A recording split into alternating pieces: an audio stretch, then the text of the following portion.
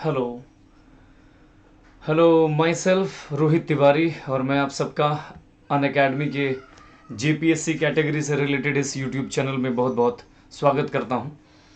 आज जो मैं आपके साथ चर्चा करूंगा वो चर्चा विशेष करके इस बात पर केंद्रित होगी कि हम प्रीलिम्स एग्जामिनेशन को लेकर के क्या स्ट्रेटजी अपनाएं, प्रीलिम्स एग्जामिनेशन को लेकर के जो सिलेबस है उस सिलेबस को कैसे हम समझें और उस सिलेबस के माध्यम से जेपीएससी क्या कुछ इशारा करने की कोशिश कर रही और क्या अप्रोप्रिएट स्टडी मटेरियल होगा इस परीक्षा के कंसर्न में। इतनी सारी बातों पर आज की हमारी चर्चा केंद्रित रहेगी। तो चलिए शुरू करते हैं। सबसे पहले तो बहुत जो कॉमन बातें हैं मैं वो आपको बता दूं कि पीटी जो जेपीएससी का एग्ज़ाम है,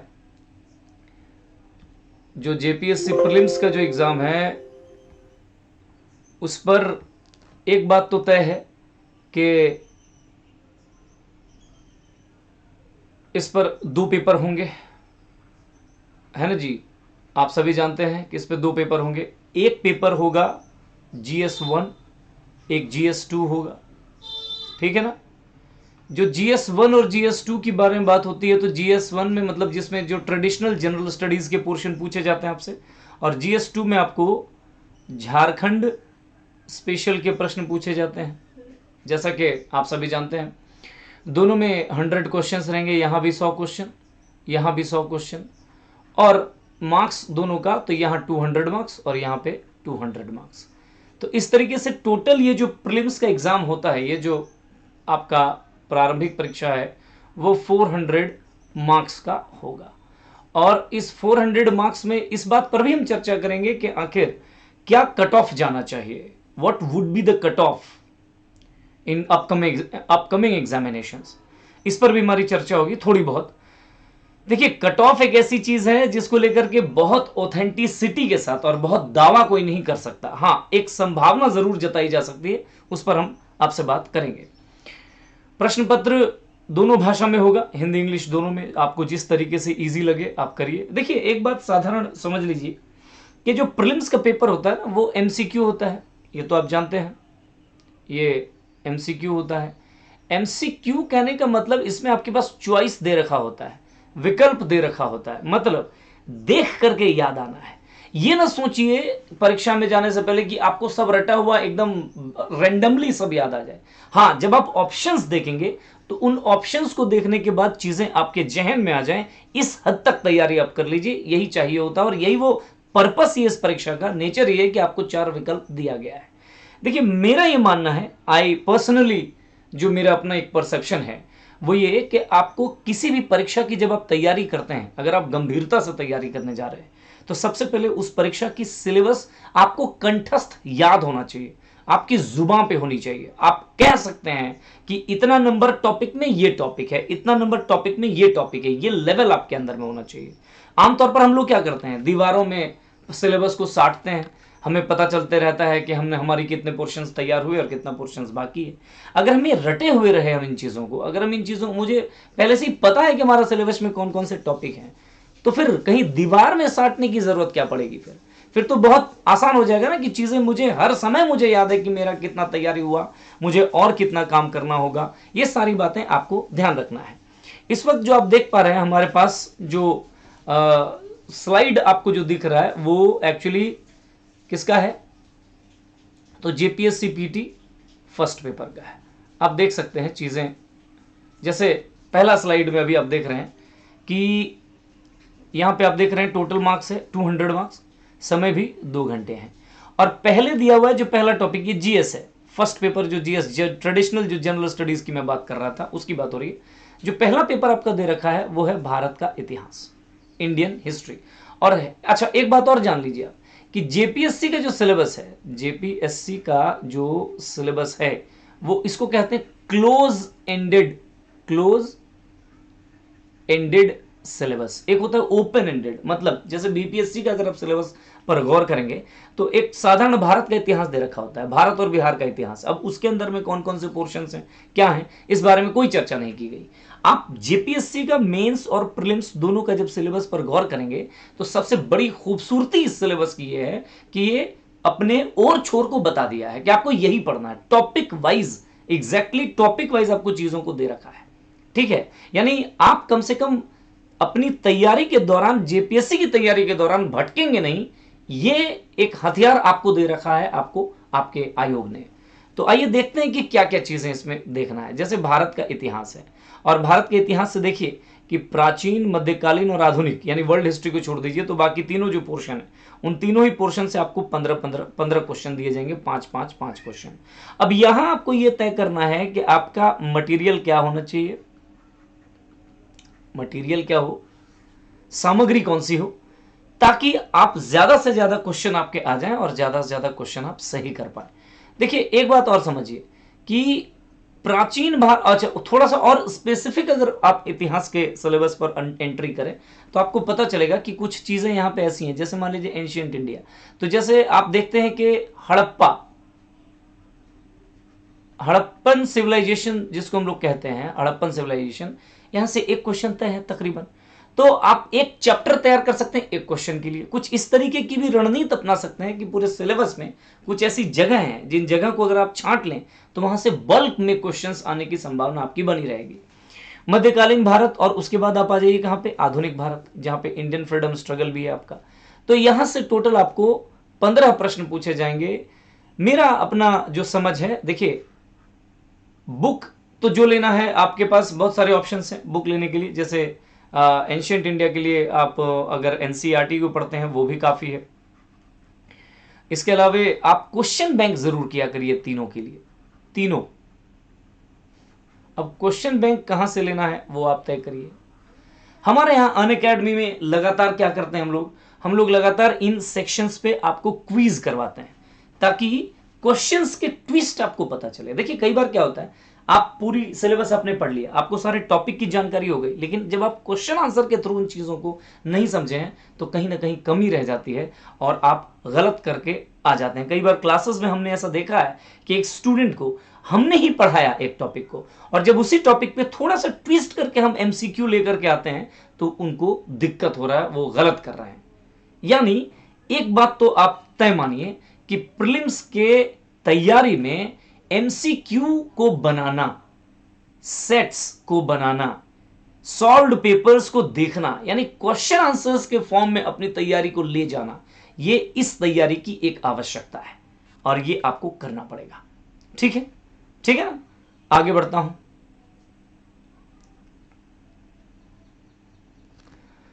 आगे देखिए तो भारत का भूगोल है, इसमें सामान्य भूगोल में 3 प्रश्न दे रखा है। भौतिक भूगोल, भौतिक मतलब सीधा सीधी आ जाइए कि जो आपका पहाड़ हुआ, नदी हुआ, झील हुआ, इस प्रकार की जो चीजें हैं, ठीक है ना, पठार हुआ, इस प्रकार की जो चीजें हैं उनको हम लोग भौतिक भूगोल के अंतर्गत शामिल करते हैं।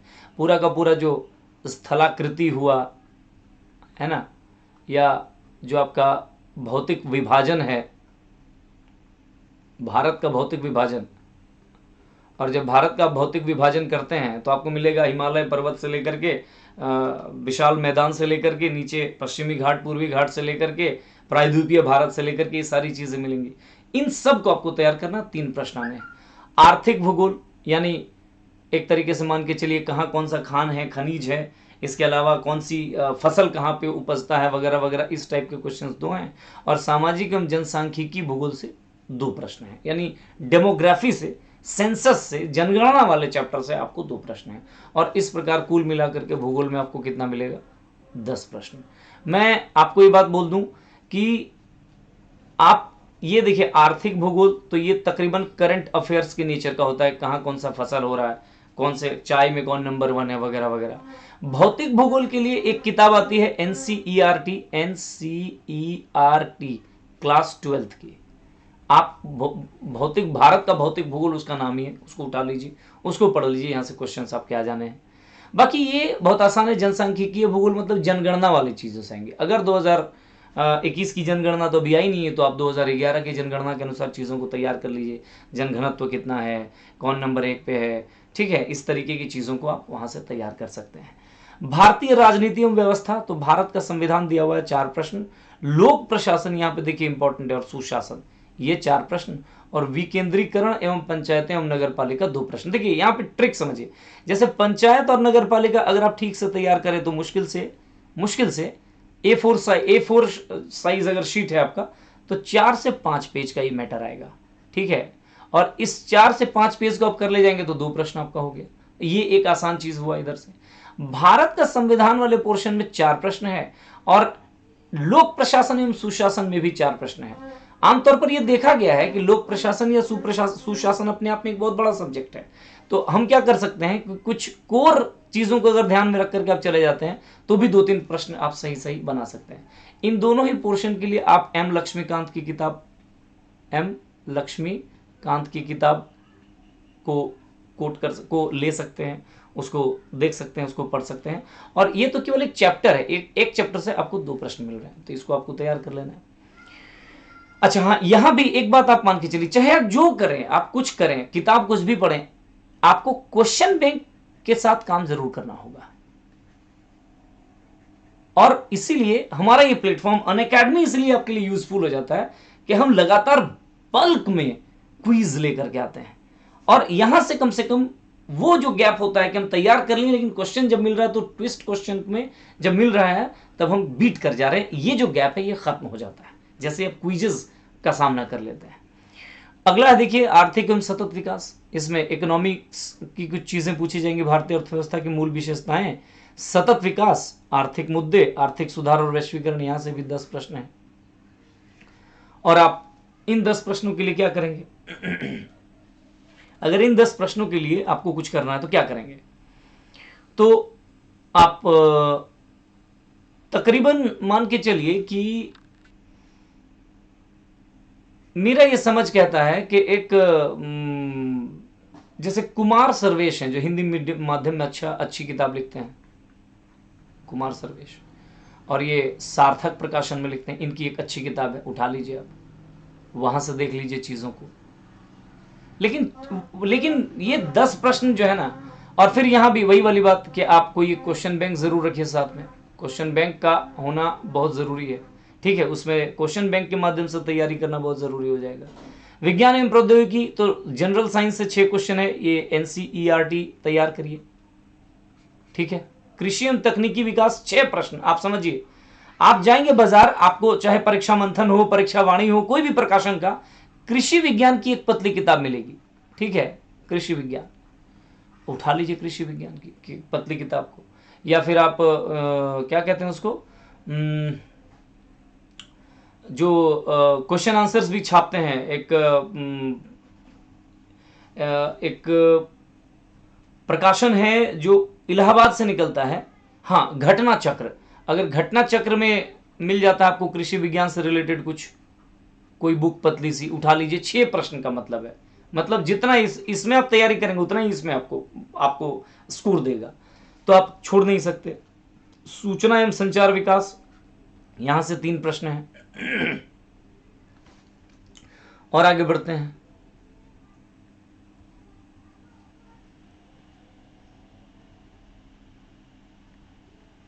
चलिए आगे,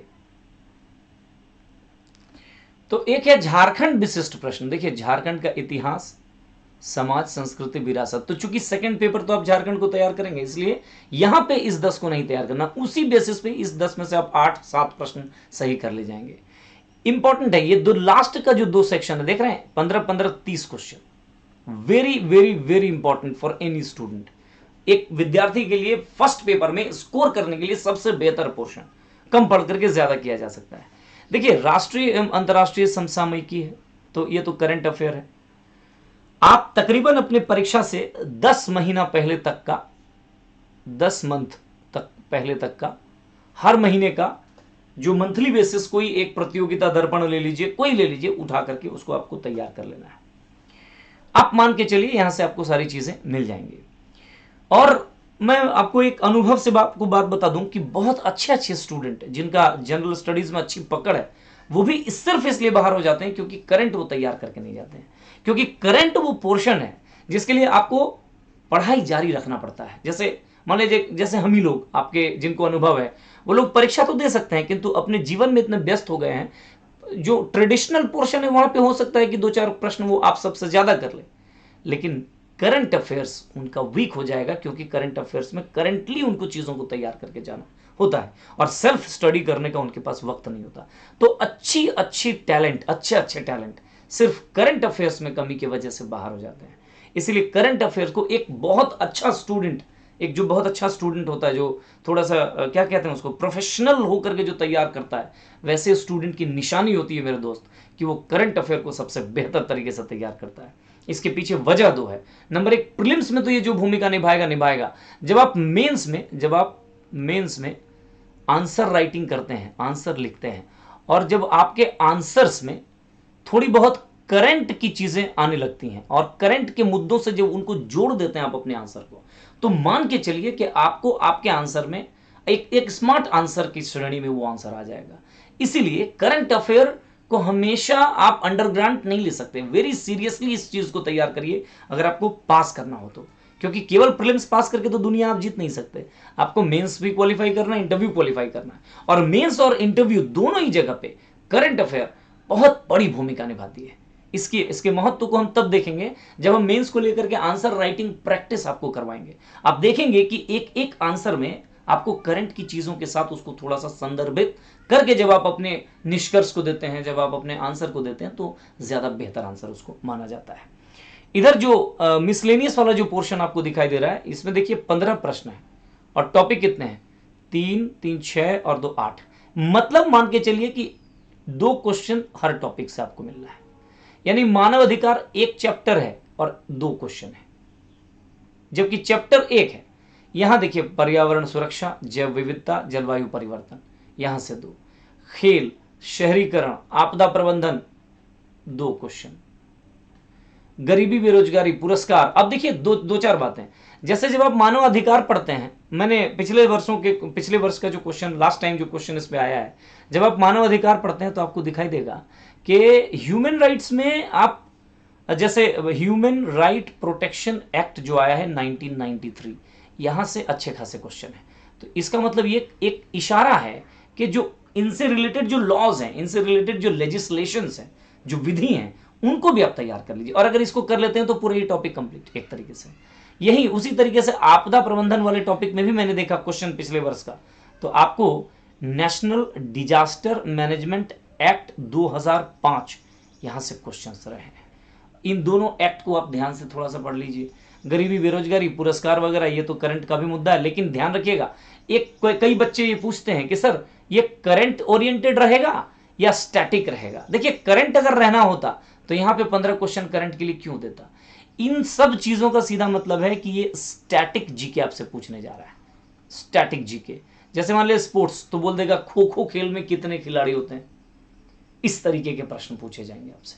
पुरस्कार, तो भारत का दूसरा सर्वोच्च नागरिक पुरस्कार इनमें से कौन है, ऐसे सवाल रहेंगे आपको, जो स्टैटिक जीके के अंतर्गत आता है। एक चैप्टर यहाँ पे संयुक्त राष्ट्र और अन्य एजेंसियां हैं।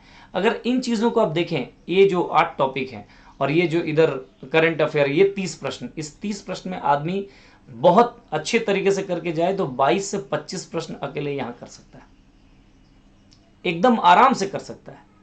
बाकी बचा 70 प्रश्न, और 70 में अगर आप 50% करते हैं यानी 35, तो भी मान के चलिए आप फर्स्ट पेपर के का जो स्कोर है उसके अकॉर्डिंगली आप एक कंफर्ट स्कोर में जरूर पहुंच जाएंगे। थोड़ा सा और आगे बढ़ता हूं, देखिए सेकंड पेपर की बात करते हैं। चलिए, जो झारखंड स्पेशल है, ये क्या है, झारखंड स्पेशल है। और आप देखेंगे जैसे झारखंड में क्या है, ये वो टॉपिक देखिए, झारखंड का इतिहास, मुंडा, नागवंशी, पढ़ा पंचायत, मांझी, माने टोटल आपको ये जो दे रखा है, विशेष करके शासन व्यवस्था, देखिए हर टॉपिक पे आपको लिखा हुआ आएगा शासन व्यवस्था, और यहां से 8 प्रश्न है टोटल। इसका सीधा मतलब ये है कि एक तरीके से देखिए, आपको बाकी चीजें नहीं पढ़ना है झारखंड के इतिहास में।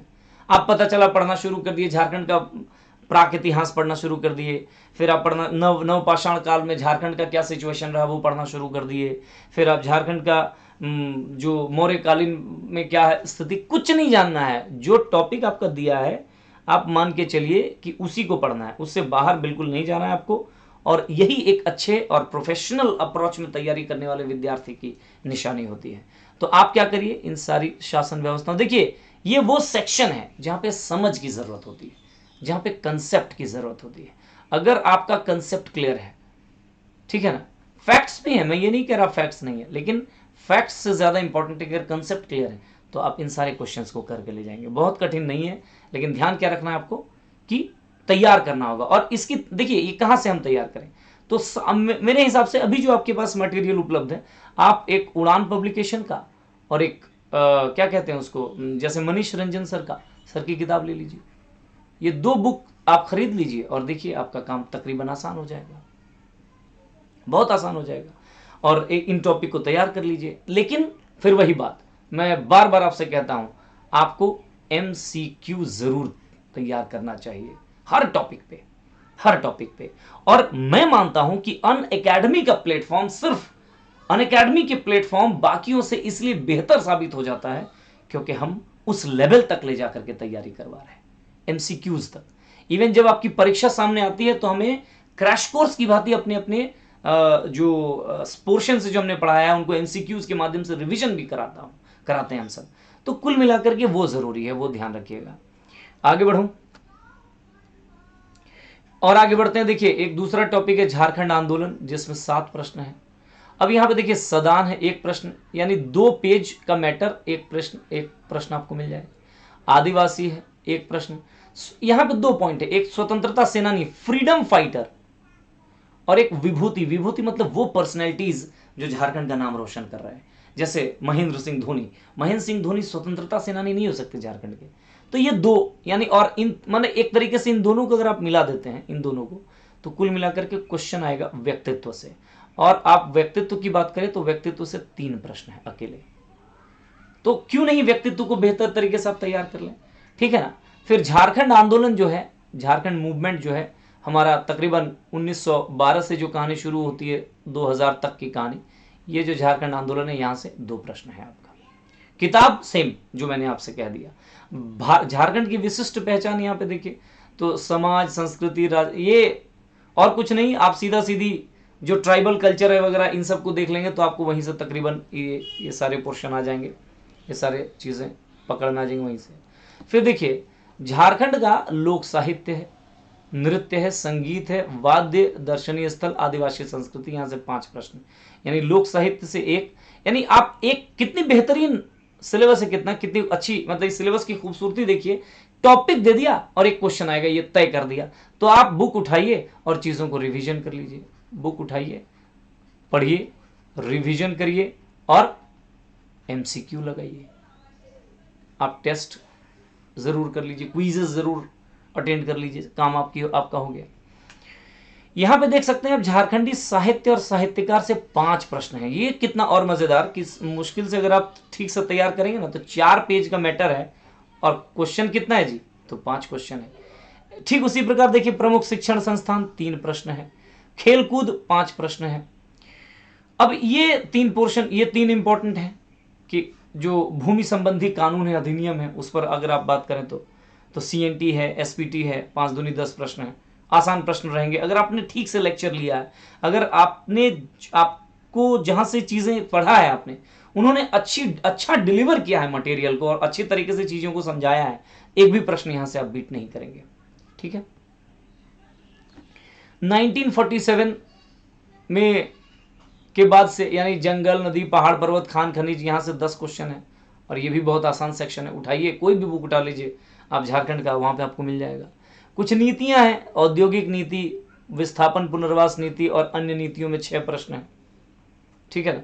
इसमें भी कोशिश करिएगा कि जो करंट में रिलेटेड जो नीतियां थोड़ी सी रही हैं, जैसे मान लिया जाए अभी 2020 में आपको जैसे झारखंड पर्यटन नीति आई है या झारखंड खेल कूद नीति आई है, इन तमाम खेल नीति जो आई इनको ठीक से तैयार करके रख लीजिए, ठीक है ना। तो इन तमाम चीज़ों को ठीक से तैयार करिए ताकि चीज़ें ज़्यादा से ज़्यादा और स्मूथली आप चीज़ों को कर पाएँ। झारखंड के प्रमुख उद्योग का नाम, अब देखिए औद्योगिक उद्योग और वो उद्योग कहाँ है, क्या है, इससे 5 प्रश्न हैं।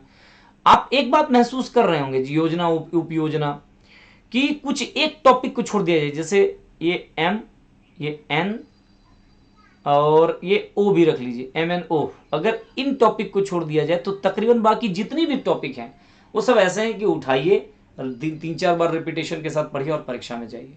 यही इस सिलेबस की खूबसूरती है। बाकी समसामयिक घटनाएं से भी, यानी झारखंड करंट से आपको 7 प्रश्न पूछे जाएंगे और ये भी इंपॉर्टेंट है। देखिए, अभी तक जो चीजें मैं समझ पाया हूं कि पीटी बहुत आसान नहीं रहने जा रहा है, क्योंकि कट ऑफ बढ़ेगा। लोग पढ़े हैं, लोगों ने पढ़ा है, तैयार किया है, समय मिला है लोगों को।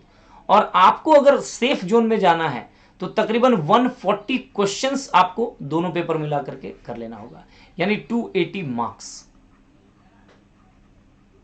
चाहे आप किसी कैटेगरी को हो, तो ये बात आपको ध्यान रखना है। तो मैं कुछ मूल बातें आपको बता दूं। आप सिलेबस आपके ध्यान में होना चाहिए, जहन में होना चाहिए कि आपका सिलेबस क्या कहता है। नंबर 2, कि जब क्लोज एंडेड टॉपिक दे रखे हैं तो इतना मान के चलना है कि हर टॉपिक से क्वेश्चन आएगा, क्योंकि आपको क्वेश्चन भी अलॉट कर दिया है कि इतना क्वेश्चन यहां से, इतना क्वेश्चन यहां से।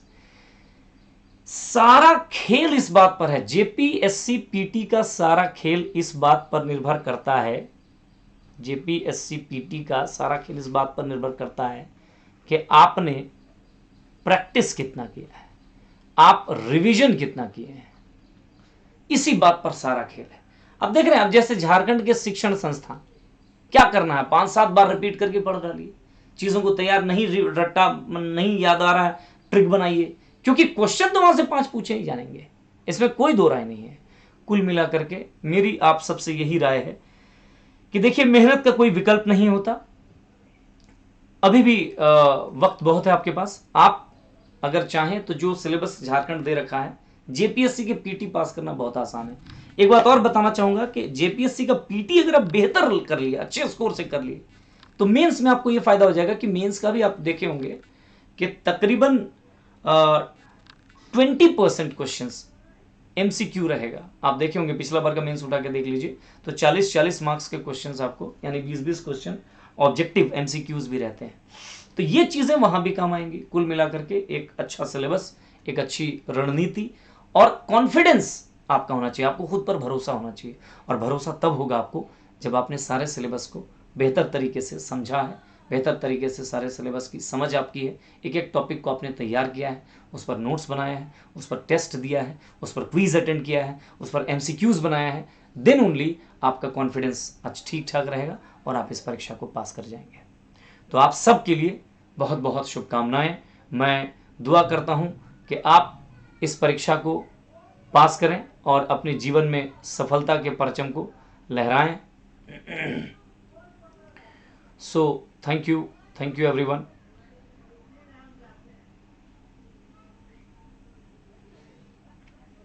Thanks a lot.